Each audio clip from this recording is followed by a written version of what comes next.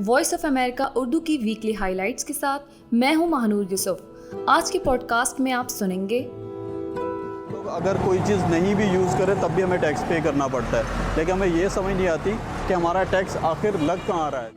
पाकिस्तान में बढ़ती महंगाई और अवाम का हर चीज़ पर टैक्स की वसूली का शिकवा। हुकूमत अवाम से टैक्स किस किस तरह वसूल करती है।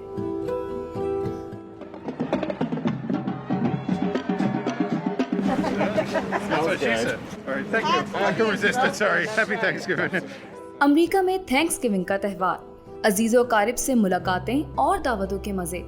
आपको बताएंगे इस त्यौहार की तारीख।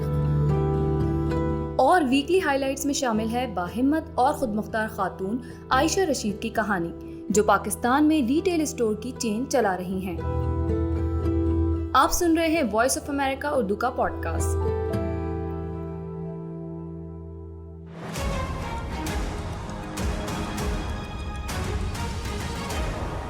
एन मुताबिक एक नया हफ्तेवार सिलसिला जहां हम आपके सामने लाएंगे कुछ अनकही कहानियां, कुछ खामोश सच्चाइयां। आपको कोई पसंद करेगा भी नहीं करेगा, आप तो रिजेक्ट माल हैं। आप अगर हरासमेंट का शिकार थे तो आपने नौकरी क्यों नहीं छोड़ी? लोग क्या कहेंगे का जो खौफ है और डर है, उससे लोग बाहर नहीं निकलते। कुछ बातें जिनका कहना मना है, मगर वो बातें करना बहुत जरूरी है। इनके बच्चे नहीं हैं तो ये डेट मारने के लिए आए हैं। इस्लाम सारे हुकूक देता है, मुसलमान नहीं देते। सबसे पहले अपने बेटों की परवरिश करें। औरत के हर मसले को छुपाना है, चाहे वो उसके ऊपर किसी किस्म का तशद्दुद हो या फिर उसके पीरियड्स हो। मेरे लिए, आपके लिए, हर औरत के लिए। इसीलिए देखते रहिए एन मुताबिक। वॉइस ऑफ अमेरिका का ये हफ्तावार प्रोग्राम आप देख सकेंगे हर पीर की शब रात 9 बजे हमारे YouTube और Facebook पर। इस प्रोग्राम में आपकी मुलाकात कराएंगे बाहिम्मत खवातीन से और खवातीन के उन मसाइल पर बात करेंगे जिन पर अमूमन बात नहीं की जाती। अब चलते हैं वीकली हाइलाइट्स में शामिल स्टोरीज की जानिब। पाकिस्तान में इन दिनों महंगाई जोरों पर है और हर एक की जुबान पर यही शिकवा है कि चीजें महंगी हो रही हैं। महंगाई के साथ ही एक और मसला जुड़ा है और वो है टैक्सों की वसूली का। हुकूमत कहती है कि मुल्क की मजमूई आबादी का एक बड़ा हिस्सा टैक्स नहीं देता, लेकिन शहरी शिकवा करते हैं कि हुकूमत उनसे हर चीज़ पर टैक्स वसूल कर रही है। मोहम्मद साकिब बता रहे हैं कि हुकूमत और अवाम के इन मुतज़ाद दावों में कितनी सच्चाई है। पाकिस्तान में ताज़ा तरीन आदातो शुमार के मुताबिक 28 लाख अफराद टैक्स फाइलर्स हैं, यानी आबादी का महज 1.27%, जबकि बाकी 98% से जायद आबादी के बारे में ये तासुर आम है कि वो टैक्स अदा नहीं करती। लेकिन जब आम शहरियों से पूछा जाए कि क्या वो टैक्स देते हैं तो जवाब कुछ यूँ मिलता है। हर चीज़ पर टैक्स ऑटोमेटिकली देना पड़ता है। अगर कोई कहीं से परचेजिंग करता है तो उस पर सेल टैक्स लगता है, आपने फ्यूल डलवाया उस पर टैक्स लगता है, इलेक्ट्रिसिटी का बिल बंदा पे करता है उस पर टैक्स लगता है, तो टैक्स तो हर कोई दे रहा है। लोग अगर कोई चीज़ नहीं भी यूज़ करे तब भी हमें टैक्स पे करना पड़ता है, लेकिन हमें ये समझ नहीं आती कि हमारा टैक्स आखिर लग कहाँ रहा है। जितने भी अमीर हैं, उमरा हैं, उनसे आज तक गवर्नमेंट ने कभी टैक्स की ना बात की है। चाहे आप ज़राअत के शोबे में देख लें, ये जितने बड़े बड़े फ्यूडल लॉर्ड्स हैं, लैंडलॉर्ड्स हैं, बेसिकली अगर वो टैक्स देना शुरू कर देंगे तो उनके जो चल रहे हैं तमाम सियासतदान, ये तो तबाह बर्बाद हो जाएंगे। दुनिया भर की तरह पाकिस्तान में भी दो इकसाम के टैक्स जमा होते हैं। एक वो जो अफराद, इदारे और कंपनियां अपनी आमदन पर बराह रास्त हुकूमत को देते हैं, जबकि दूसरा वो जो बिल वास्ता या इनडायरेक्ट तरीके से हुकूमत जमा करती है। मैंने इस मार्केट में जितनी भी अशिया खरीदी हैं उन सब में इनकी असल कीमत के साथ सेल्स टैक्स भी शामिल है, और सेल्स टैक्स का शुमार इनडायरेक्ट टैक्सेस में होता है। हुकूमत का इन्हिसार इनडायरेक्ट टैक्सेस पर इसलिए ज़्यादा है क्योंकि पाकिस्तान में डायरेक्ट टैक्सेस देने वालों की शरह इंतहाई कम है। इनडायरेक्ट टैक्स में सेल्स टैक्स के अलावा कई टैक्सेस और ड्यूटीज शामिल हैं जो विफाक और सूबाई इदारों के अलावा मकामी हुकूमतें वसूल करती हैं। इन्हें गरीब या अमीर सभी को यकसा तौर पर अदा करना होता है। टैक्स माहिर और 2014 में कायम किए गए टैक्स इस्लाहात कमीशन के रुकन अशफाक तोला का कहना है कि बराह रास्त टैक्सों की वसूली बढ़ाकर इनडायरेक्ट टैक्सों का बोझ कम किया जा सकता है। मगर सवाल यह है कि बराह रास्त टैक्सों की वसूली कम है ही क्यों? कि हम दायरे कार को वसी नहीं कर पा रहे, और अगर हम जिस दिन वसी कर पाएंगे, हम अपने डॉक्यूमेंटेशन को पूरा कर लें और उसके हिसाब से अगर हम टैक्स लेवी करना शुरू करेंगे तो मेरा ख्याल है ये दायरा बढ़ जाएगा।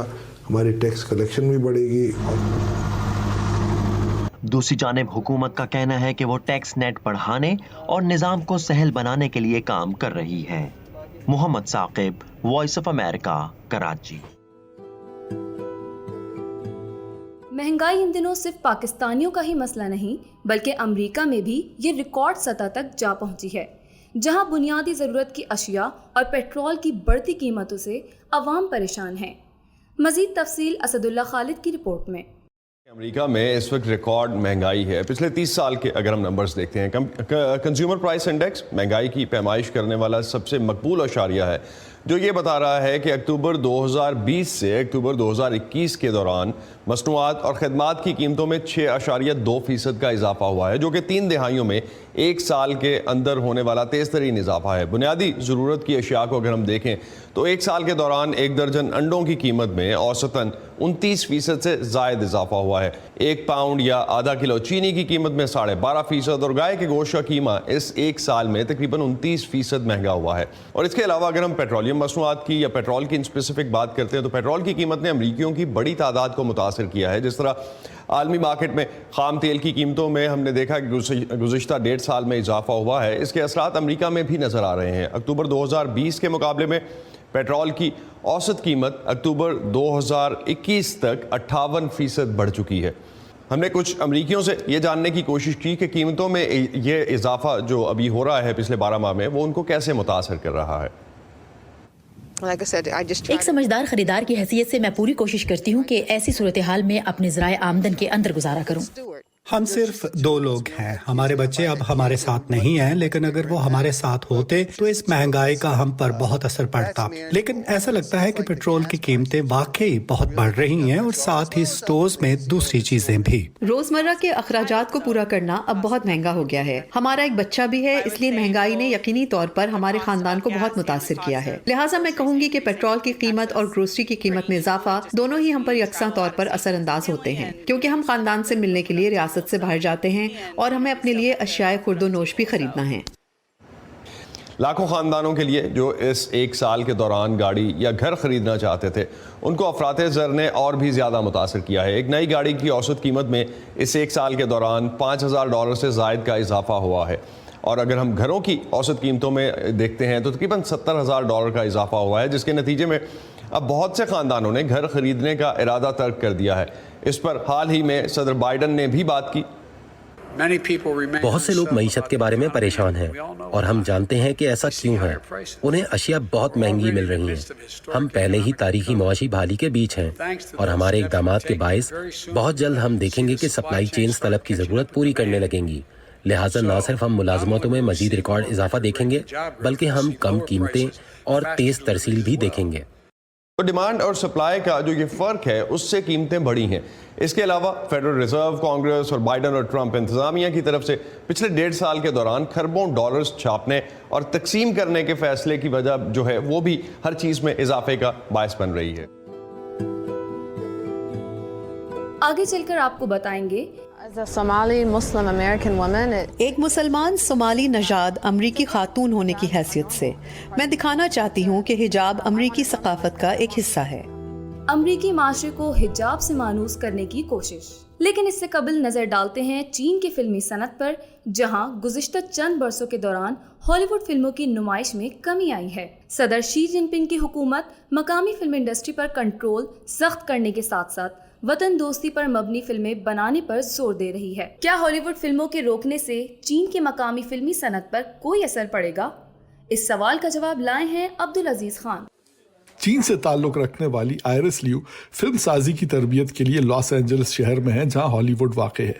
इन्हें उस तरीके में बहुत फ़र्क नज़र आता है जिससे अमेरिका और चीन में फिल्म को ट्रीट किया जाता है। वो कहती हैं कि चीन हॉलीवुड की मखसूस मौज़ूआत पर मबनी फिल्मों को बैन कर देता है, जैसे इंसान का खुद को जानने की कोशिश का मौजू। चीन में इस तरह की फिल्मों पर बहुत पाबंदी लगाई जाती है और मुझे वजह मालूम नहीं। शायद वो चाहते हैं कि सब लोग एक ही सोच रखें और इंसान अपने आप को जानने पर ज़्यादा वक्त ना लगाए। कई सालों से अमेरिकी फिल्म कंपनियों ने ऐसी फिल्में बनाने की कोशिश की जिससे वो चीन की मुनाफा बख्श मार्केट में जगह बना सकें, लेकिन पिछले कुछ बरसों से चीन में हॉलीवुड फिल्मों की नुमाइश में आहिस्ता आहिस्ता कमी आई है। हॉलीवुड एग्जीक्यूटिव और मुसन्निफ क्रिस फैंटन का कहना है कि बीजिंग इस कोशिश में अपनी फिल्म इंडस्ट्री के खिलाफ कार्रवाई कर रहा है कि अमीर और गरीब का फ़र्क मिटाया जाए। मुकामी फिल्म इंडस्ट्री में हॉलीवुड की तर्ज का जो कारोबार उन्होंने बना रखा था उसमें नमूदो नुमाइश बहुत ज्यादा थी, दौलत की बहुत नुमाइश की जाती थी और ये सब देखने वालों में इससे सनद के खिलाफ मुखासमत पैदा हो रही थी। अमेरिका में वाक़ नेटफ्लिक्स और दूसरे स्टूडियोज अब चीन के अलावा दूसरी मंडियों की तलाश में हैं। जनूब मशरकी एशिया और लातीनी अमेरिका के बहुत से ऐसे छोटे ममालिक हैं, यूरोप के कई छोटे ममालिक हैं जिनकी मौजूदगी पहले इतनी बड़ी नहीं थी और जो अब ऑनलाइन आने लगे हैं, और दिलचस्प बात यह है कि इनमें काफी पैसा है। मगर कुछ माहिरीन का कहना है कि चीन को मुकम्मल तौर पर नजरअंदाज करना हॉलीवुड के लिए मुमकिन नहीं। वो खास तौर पर महंगी ब्लॉकबस्टर फिल्मों को बिल्कुल नजरअंदाज नहीं कर सकते जो करोड़ों डॉलर में बनती हैं, और ये पैसा वापस कमाने के लिए आपको चीन की मंडी की जरूरत है। इनकी राय में चीन को भी हॉलीवुड की जरूरत रहेगी।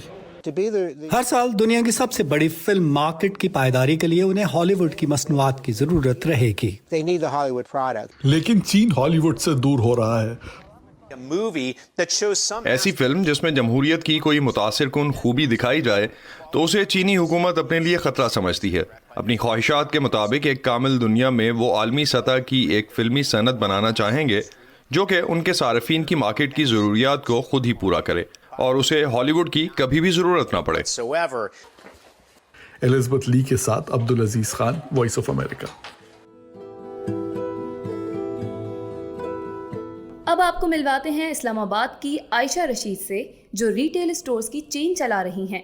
आयशा ने अपने इस कारोबार की बुनियाद कैसे रखी और वो इसे कैसे कामयाबी से आगे बढ़ा रही हैं, इस्लामाबाद से गेती आरानीस की रिपोर्ट। आयशा रशीद ने आज से 5 साल पहले चंद लाख रुपए की लागत से कॉरपोरेट सेक्टर को चाय की तरसील का काम शुरू किया। वो कहती हैं कि आड़त का कारोबार करना हरगिज़ आसान नहीं। प्रोक्योरमेंट से लेकर आपकी फाइनेंस से लेकर आपके HR से लेकर आपको हर चीज़ खुद मॉनिटर करनी पड़ती है, हर चीज़ देखनी पड़ती है। प्लस ये चूँकि हम number of thousands of products जो हैं वो ऑफ़र कर रहे हैं कस्टमर को, तो हर प्रोडक्ट को देखना, 1 बाय 1 उनकी एक्सपायरीज़ को देखना, उनकी क्वालिटी को देखना, प्लस ये कि उनकी अवेलेबिलिटी को देखना, ये एक बहुत बड़ा बहुत टफ जॉब है। आयशा ने 5 साल पहले इस काम का आगाज़ एक स्टोर से किया था जो अब बढ़कर 3 स्टोर्स और 5 बेकरीज में बदल चुका है। आयशा के स्टोर्स में ख़वातीन हर डिपार्टमेंट में काम करती नज़र आती हैं। मुझे यूँ लगता था कि अगर मैंने स्टोर बनाया या मैं इस फील्ड में आई तो मैं ख़वातीन को और लड़कियों को और वो भी जो फ्रेशर्स हैं उनको मैं ज़रूर एक चांस दूंगी कि वो आएँ।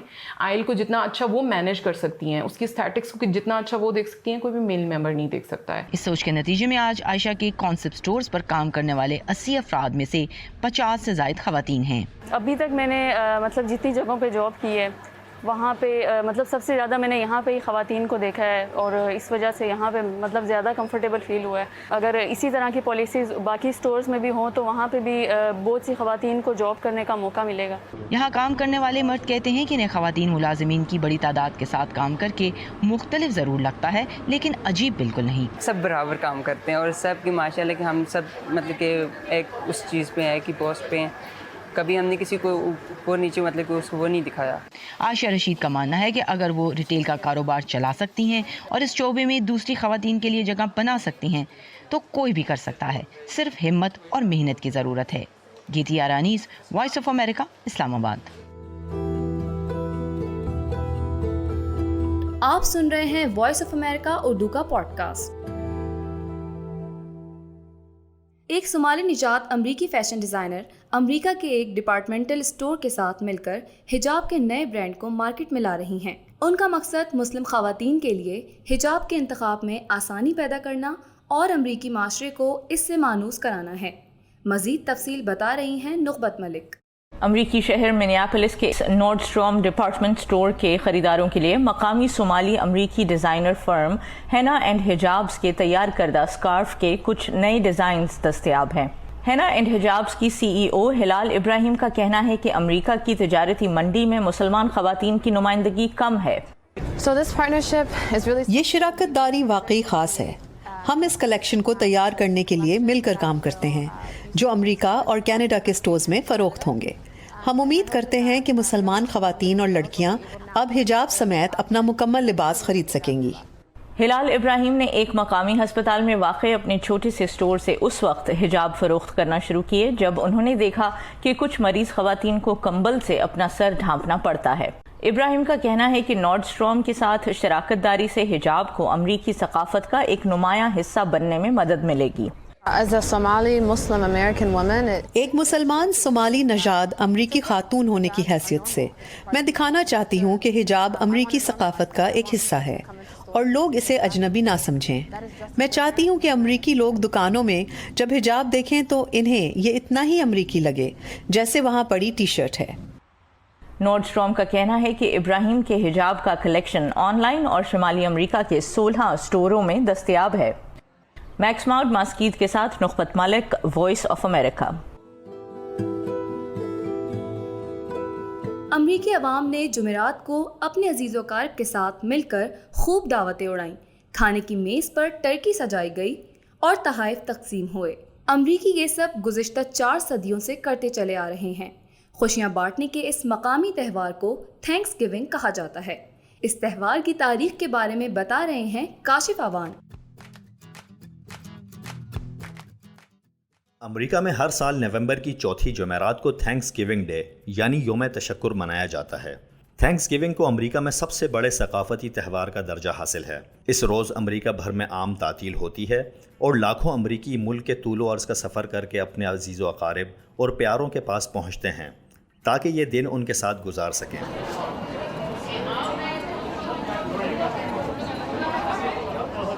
یہ تہوار صدیوں سے امریکہ میں اچھی فصل کی کاشت کی خوشی میں جشن کے طور پر منایا جاتا رہا ہے۔ بعض روایات کے مطابق 1621 میں امریکہ آنے والے تارکین وطن برطانوی باشندوں نے کھیتی باڑی سکھانے والے آبائی امریکی باشندوں کے اعزاز میں دعوت کا اہتمام کیا تھا، جس کے بعد یہ سلسلہ چل نکلا۔ ابتدا میں مختلف امریکی ریاستیں مختلف دنوں میں تھینکس گیونگ کا تہوار مناتی تھیں، لیکن امریکی صدر ابراہم لنکن نے 1663 میں ہر سال نومبر کی آخری جمعرات کو تھینکس گیونگ ڈے قرار دیا۔ بعد ازاں 1942 میں صدر فرینکلن ڈی روزویلٹ کے دور میں کانگریس نے ایک قانون کے ذریعے ہر سال نومبر کی چوتھی جمعرات کو تھینکس گیونگ ڈے مقرر کیا۔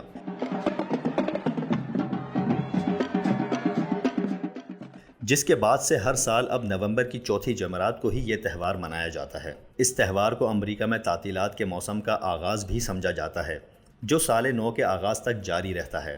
تھینکس گیونگ کے بعد ہی کرسمس کی تیاریوں میں بھی تیزی آ جاتی ہے اور اس تہوار سے قبل اور اس کے دوران لوگوں کی ایک بڑی تعداد خرید و فروخت اور تعطیلات منانے کے لیے گھروں سے نکلتی ہے۔ اس دن ملک بھر کے شہروں اور قصبوں میں قومی یکجہتی کے اظہار کے لیے پریڈز بھی ہوتی ہیں۔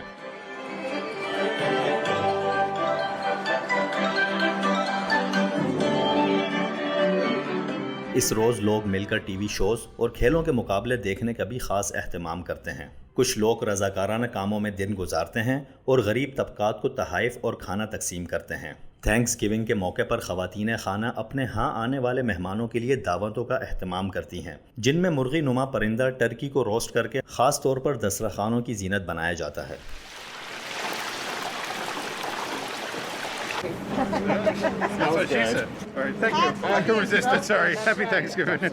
ٹرکی کو تھینکس گیونگ کی خاص ڈش سمجھا جاتا ہے۔ اس حوالے سے وائٹ ہاؤس میں ایک روایتی تقریب کا بھی اہتمام کیا جاتا ہے، جس میں امریکی صدر ایک تقریب میں ایک ٹرکی کی جان بخشی کر کے اسے آزاد کر دیتے ہیں۔ یہ روایت کئی عشروں سے امریکہ میں چلی آ رہی ہے۔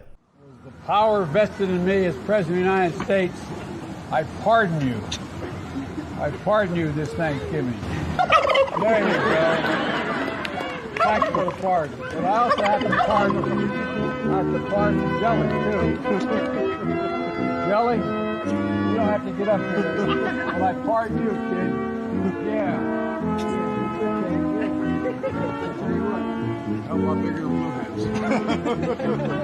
Thank you, everybody. Hope you have a happy Thanksgiving.